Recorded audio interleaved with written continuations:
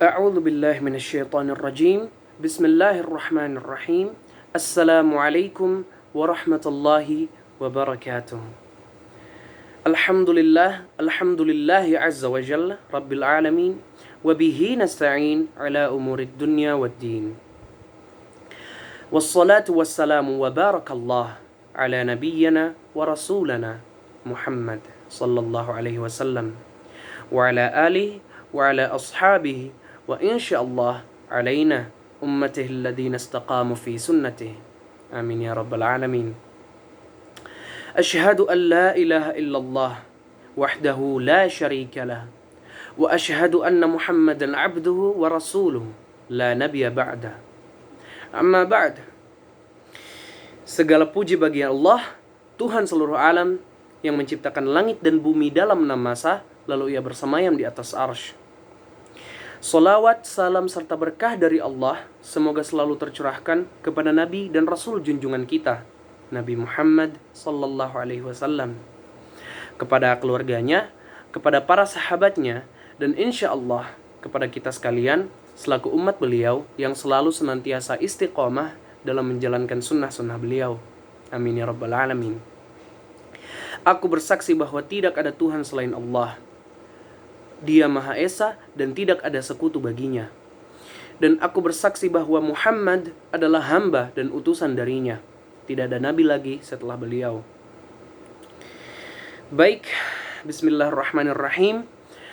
Kembali lagi bersama saya, Aryo Moko Ginta, dari Program Studi Manajemen Dakwah Semester 4, Fakultas Usuluddin Adab dan Dakwah, Institut Agama Islam Negeri Manado. Dan pada kesempatan kali ini, teman-teman, video ini kurang lebih akan berbentuk sebuah Q&A ya. Karena pada video kali ini saya akan menjawab beberapa pertanyaan sebagai ujian tengah semester saya ya. Pertanyaan UTS ya teman-teman. Jadi insya Allah kita bisa sama-sama memetik dan mengambil ilmu dan manfaat dari jawaban-jawaban saya ini ya. Baik, mari kita mulai. Saya akan membaca satu persatu pertanyaan dan saya akan langsung menjawab pertanyaan tersebut setelah membacakan pertanyaannya. Baik, bismillahirrahmanirrahim. Pertanyaan yang pertama, jelaskan yang kamu ketahui tentang fikih dakwah secara detail. Baik.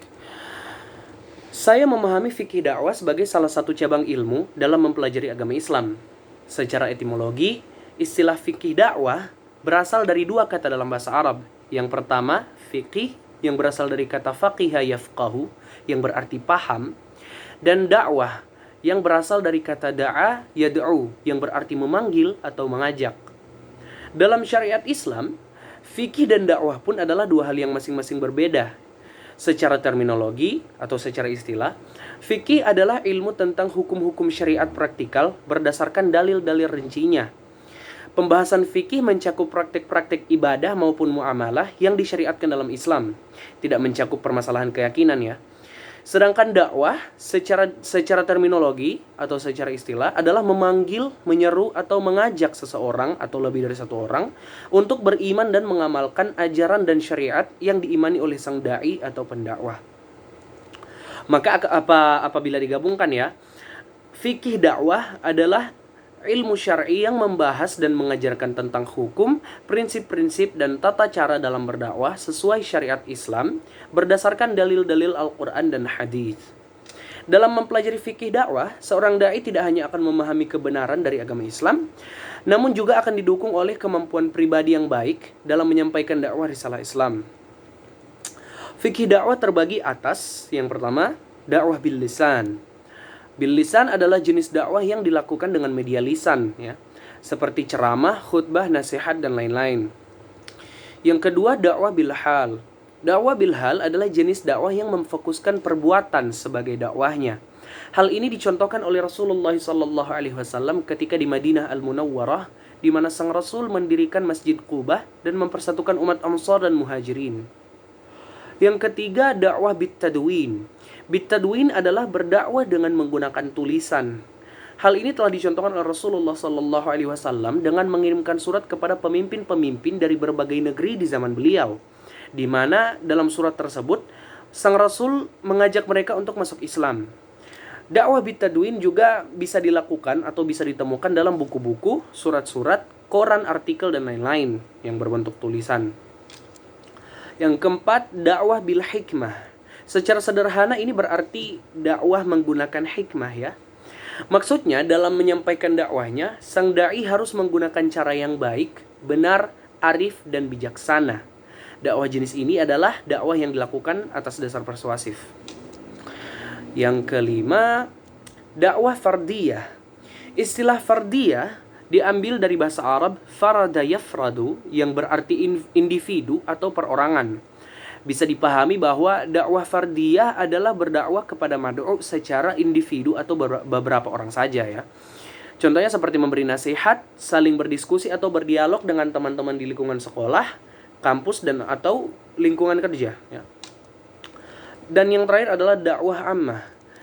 Dakwah jenis ini adalah dakwah yang dilakukan di khalayak ramai atau di depan banyak orang ya. Contohnya seperti khutbah, ceramah, pidato, dan lain-lain sebagainya ya. Baik, seperti itulah jawaban saya untuk pertanyaan yang pertama tadi ya teman-teman, tentang bagaimana itu fikih dakwah ya. Jelaskan tentang fikih dakwah secara detail yang saya tahu. Oke. Baik, kita move on ke pertanyaan yang kedua. Di sini ada 5 pertanyaan ya teman-teman. Jadi kita sekarang sudah sampai di pertanyaan yang kedua. Islam adalah agama yang indah dan cinta damai. Tapi mengapa banyak orang yang beranggapan dan menjadikan Islam sebagai agama yang mengandung kekerasan seperti terorisme? Jelaskan. Baik.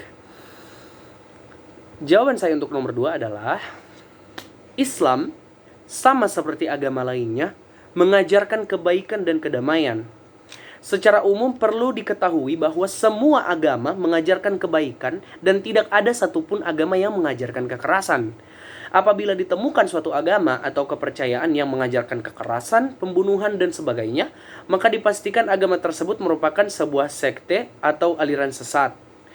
Biasanya terdapat di kalangan sekte-sekte satanisme atau para penyembah setan ya teman-teman. Maka ya tidak heran ya jika kepercayaan mereka mengundang dan mengajarkan banyak mudarat ya. Baik, kembali ke Islam ya.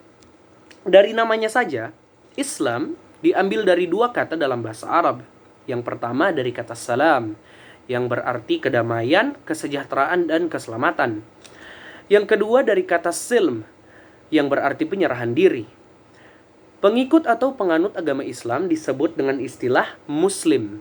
Maka dengan makna dari nama agama Islam yang tadi saya jabarkan ya, kita bisa memahami bahwa seorang Muslim memiliki makna seseorang yang berserah diri kepada kehendak Tuhan dengan penuh kedamaian sehingga mendapatkan kesejahteraan dan keselamatan.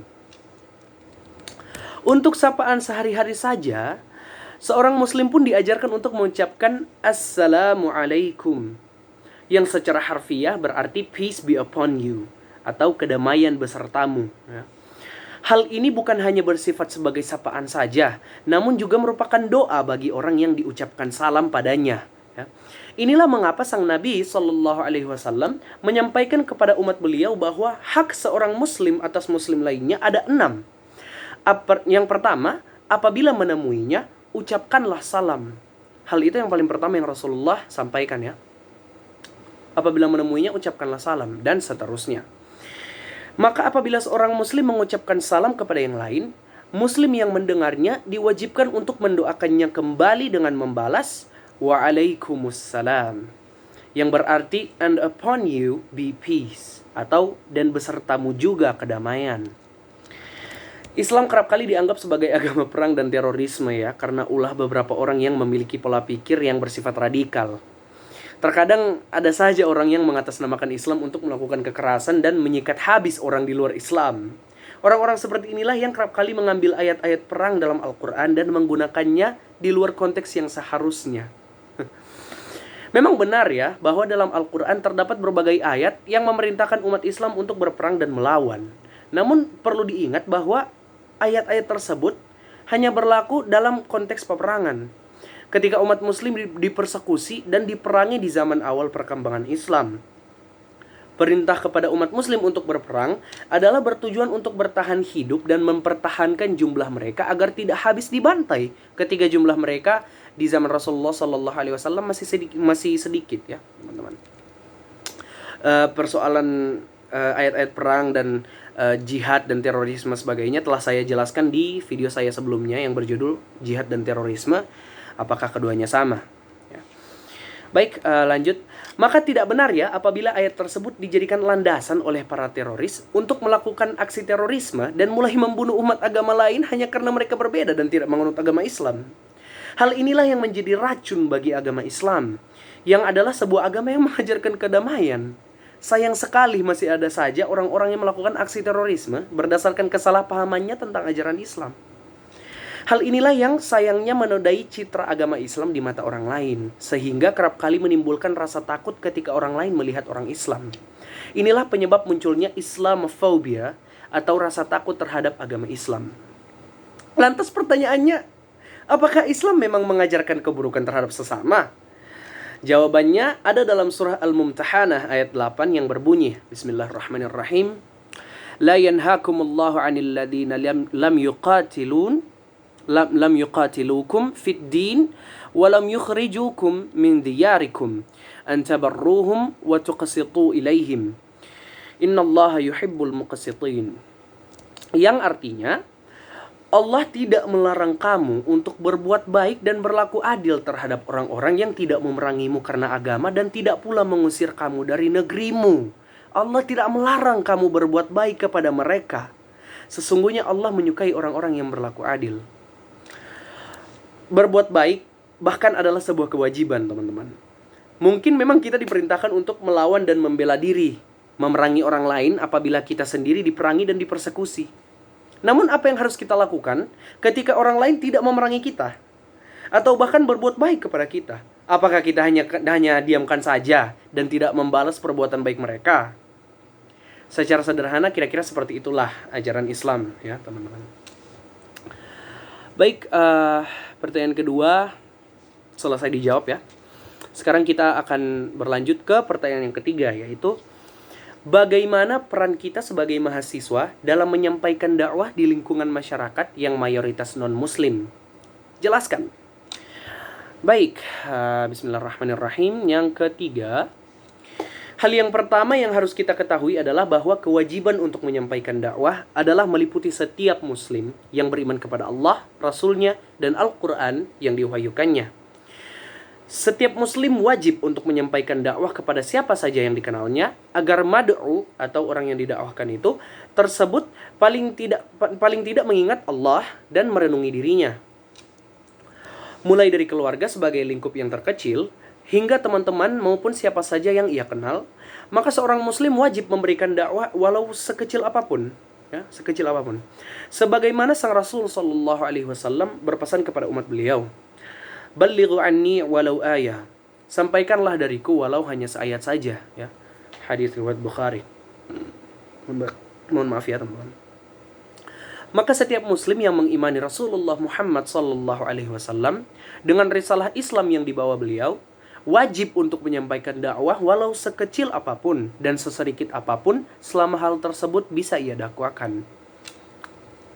Sang Rasul sallallahu alaihi wasallam pun pernah bersabda ya, "Khairun nas anfa'uhum linnas." Sebaik-baik manusia adalah yang bermanfaat bagi manusia yang lain. Hadis riwayat Ahmad. Hal ini patut menjadi motivasi bagi seorang muslim untuk menjadi bermanfaat bagi manusia yang lain, entah melalui tindakan ataupun melalui dakwahnya. Di usia berapapun, seorang muslim wajib untuk menyampaikan dakwah walau paling tidak satu hal yang ia ketahui, agar ia menjadi bermanfaat bagi manusia yang lain, tidak terkecuali seorang mahasiswa ya teman-teman. Sebagai seorang mahasiswa, tentulah kewajibannya untuk berdakwah tidak berbeda daripada kewajiban berdakwah bagi muslim yang lainnya. Bahkan dengan ilmu yang didapatkan di lingkungan kampus, seorang mahasiswa memiliki kesempatan yang lebih besar untuk menjadi bermanfaat bagi orang lain melalui dakwahnya. Hal ini haruslah menjadi pendorong baginya untuk menyampaikan dakwah sebagai orang yang terpelajar. Terkait dakwah yang dilakukan di lingkungan yang mayoritasnya adalah non-muslim, sebenarnya kewajiban berdakwah tetap tidaklah berbeda daripada di lingkungan lain yang mayoritasnya muslim ya teman-teman. Hanya saja seorang mahasiswa pertama-tama harus tahu cara membaur dan membawa diri di antara umat non-muslim. Ia harus memahami bagaimana cara ia menyampaikan dakwah kepada umat non-muslim dengan cara yang baik sehingga ia tidak akan membuat umat non-muslim tersinggung terhadap dakwahnya. Saya pribadi ya, sebagai seorang mahasiswa, berpendapat bahwa ada dua firman Allah yang patut dijadikan sebagai landasan utama terkait bagaimana kita harus berdakwah di kalangan non-muslim. Pertama, firman Allah dalam surah An-Nahl ayat 125 yang berbunyi, Bismillahirrahmanirrahim, Ud'u ila sabili rabbika bil hikmati wal mau'izatil hasanah wajadilhum billati hiya ahsan. Artinya, serulah manusia kepada jalan Tuhanmu dengan hikmah dan pengajaran yang baik, serta bantahlah mereka dengan cara yang baik. Dua hal yang ditegaskan di dalam firman Allah Subhanahu wa taala tersebut adalah yang pertama, untuk menyeru manusia atau berdakwah kepada jalan Allah dengan menggunakan hikmah dan pengajaran yang baik. Maka kedua hal tersebut harus diutamakan dalam menyampaikan dakwah. Sebab apabila dakwah atau ajakan kepada agama Islam tidak dilakukan dengan baik, hal tersebut hanya akan menyebabkan manusia malah lari dari agama Islam dan membenci agama Islam akibat hal tersebut. Maka dalam berdakwah, penting untuk seorang da'i, mahasiswa maupun bukan, untuk menggunakan hikmah dan pengajaran yang baik dalam berdakwahnya ya. Yang kedua, membantah mad'u dengan cara yang baik.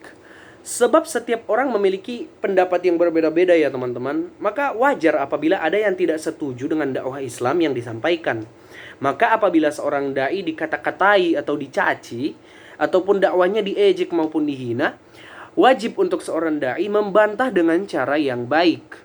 Apabila yang satu menjadi api yang memanaskan, maka yang satu haruslah menjadi air yang menyejukkan.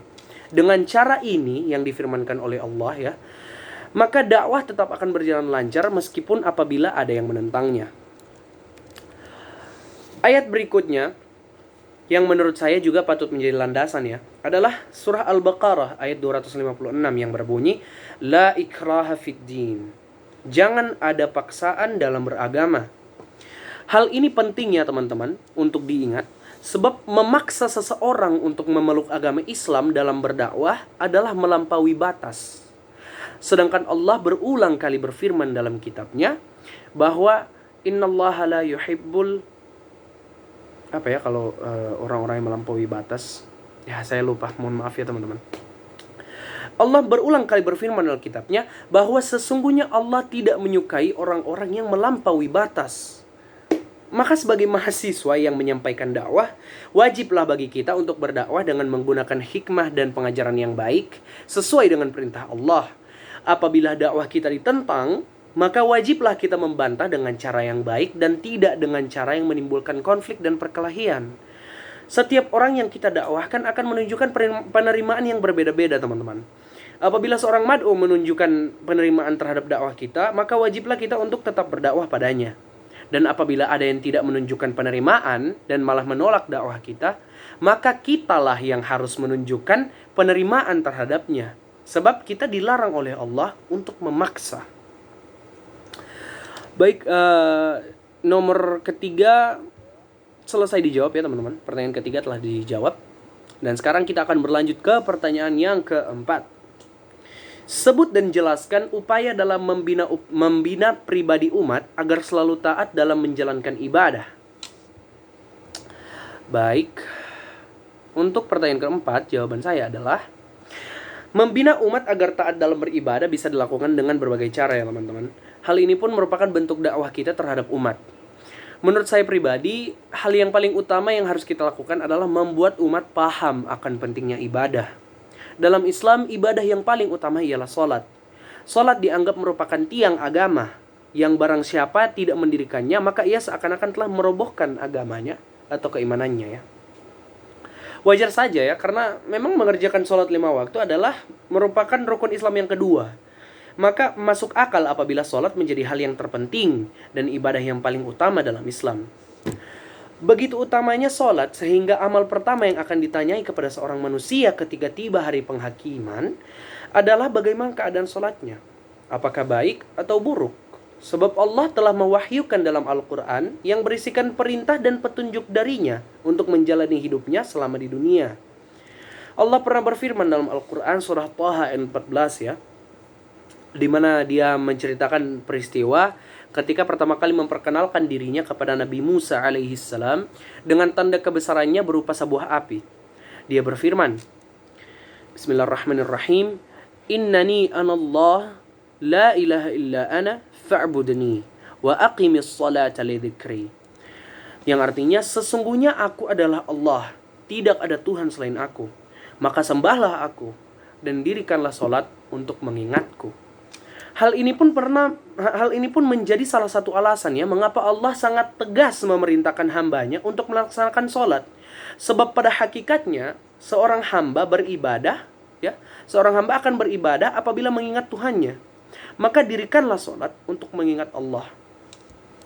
Hal ini penting untuk dipahami oleh umat Islam ya teman-teman. Sebab masih banyak umat Islam yang lupa untuk melaksanakan salat, sehingga karena itulah mereka melupakan Allah. Maka membina umat agar selalu taat dalam menjalankan ibadah harus dimulai dengan bagaimana membuat umat Islam paham akan pentingnya ibadah kepada Allah. Umat Islam harus benar-benar dibuat paham, teman-teman. Harus benar-benar dibuat paham dan tidak lupa bahwa setelah dunia berakhir, maka amalan ibadah kitalah yang akan menjadi penolong di akhirat. Salat, puasa, bacaan Al-Quran, dan amal ibadah lainnya, itulah yang akan memudahkan perjalanan manusia di akhirat kelak. Dan saya rasa masih banyak yang belum paham tentang hal ini, teman-teman. Maka penting untuk kita senantiasa terus mendakwahkan kepada umat agar senantiasa selalu mengingat Allah dalam setiap harinya dan dalam setiap aktivitasnya. Dengan ini paling tidak akan membuat seorang muslim merenungi kesehariannya ya teman-teman. Apakah sudah diisi dengan ibadah? Ataukah masih banyak terdodai dengan maksiat maupun hal-hal yang tidak bermanfaat lainnya. Begitulah ya jawaban saya untuk pertanyaan yang keempat ya teman-teman, tentang bagaimana membina umat ya, bagaimana upaya untuk membina umat agar taat melaksanakan ibadah.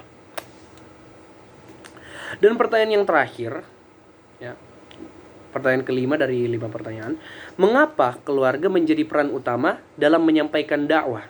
Jelaskan. Oke. Jawaban saya untuk pertanyaan kelima adalah sederhananya karena keluarga merupakan lingkaran sosial yang paling kecil dan paling dekat dengan diri kita ya teman-teman. Ketika kita lahir ke dunia ini, keluargalah yang menjadi orang-orang yang pertama yang kita temui ya. Bahkan ketika seseorang sudah tidak punya ayah maupun saudara, ibunya lah yang akan menjadi orang pertama yang ditemuinya serta menjadi keluarga baginya. Karena ya kan tanpa seorang ibu kan bagaimana kita lahir ya kan? Tetap bagaimanapun juga tetap kita lahir dari seorang ibu. Jadi you know what I mean.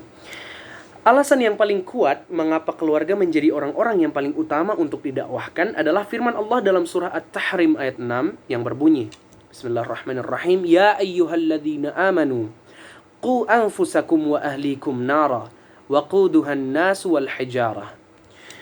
Artinya, wahai orang-orang yang beriman, jagalah dirimu dan keluargamu dari api neraka yang bahan bakarnya adalah manusia dan bebatuan. Ini jelas merupakan perintah langsung dari Allah untuk selalu menjaga diri kita sendiri dan menjaga keluarga kita dari api neraka. Sebab menjaga keluarga dan dari api neraka juga sama utamanya dengan menjaga diri sendiri dari api neraka. Hal ini tentunya dilakukan dengan menyampaikan dakwah kepada keluarga kita, selaku lingkaran sosial yang paling dekat dengan kita ya teman-teman. Terlebih lagi, seperti yang dijelaskan di jawaban nomor 3 tadi ya, bahwa setiap manusia itu memiliki penerimaan yang berbeda-beda. Akan ada dari kalangan mad'u yang menerima dakwah kita, dan akan ada pula orang-orang yang tidak menerima dakwah kita. Maka di saat apabila semua orang menentang dakwah kita, keluarga kita lah yang akan menjadi orang-orang yang paling mendengarkan kita. Dakwah kepada keluarga juga bisa dibilang adalah yang paling mudah ya. Sebab keluarga adalah orang-orang yang paling mudah dijangkau secara batin ya. Maksudnya keluarga adalah orang-orang yang paling mengerti dengan diri kita, yang paling gampang kita sentuh hati mereka ya. Sehingga mudah untuk membuat mereka paham apabila kita berusaha. Inilah alasan mengapa Allah memerintahkan kita untuk menjaga keluarga kita dari api neraka selain diri kita sendiri. Maka dengan perintah Allah untuk menjaga keluarga kita dari api neraka, bagaimana cara kita melakukannya? Salah satu cara bisa kita lihat dalam firman Allah surah Thaha ayat 132 yang berbunyi, Bismillahirrahmanirrahim. Wa'mur ahlaka bis-shalah wastabir 'alaiha. La nas'aluka rizqan nahnu narzuquka wal 'aqibatu littaqwa. Yang artinya, dan perintahkanlah kepada keluargamu melaksanakan sholat dan sabar dalam mengerjakannya. Kami tidak meminta rezeki kepadamu, kamilah yang memberi rezeki kepadamu. Maksudnya Allah ya. Allah tidak meminta rezeki darimu, Allah lah yang memberikan rezeki kepadamu. Dan akibat yang baik di akhirat adalah bagi orang-orang yang bertakwa. Jadi ya teman-teman, mulailah dari mengingatkan keluarga kita untuk melaksanakan sholat dan selalu sabar dalam mengerjakannya, maupun mengerjakan hal-hal lainnya ya teman-teman. Dakwah kepada keluarga kita menjadi hal yang utama, sebab Allah lah sendiri yang memerintahkannya kepada kita. Maka dengan ini kita akan menjaga keluarga kita dari api neraka dengan izin Allah.